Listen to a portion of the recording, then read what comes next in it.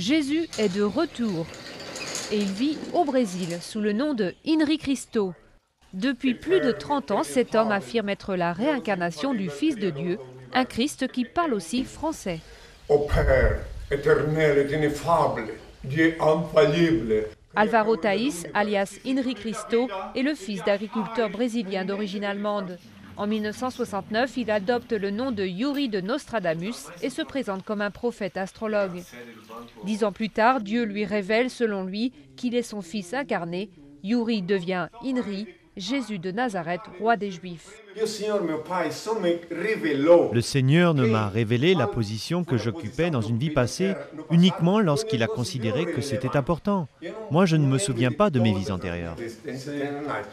Dans les années 80, il fonde le SUST, l'ordre suprême universel de la Sainte Trinité.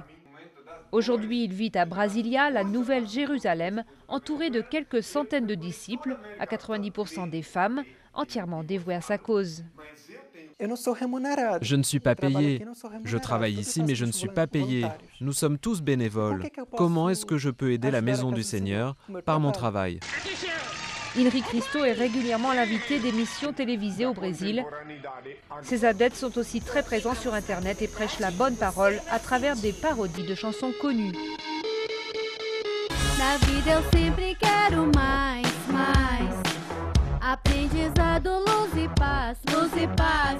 Se présenter comme le Fils de Dieu a tout de même valu à Monsieur Cristo de nombreux séjours en prison, comme en 1982 lorsqu'il a saccagé la cathédrale de Belém pour exprimer le rejet par Dieu de l'Église catholique.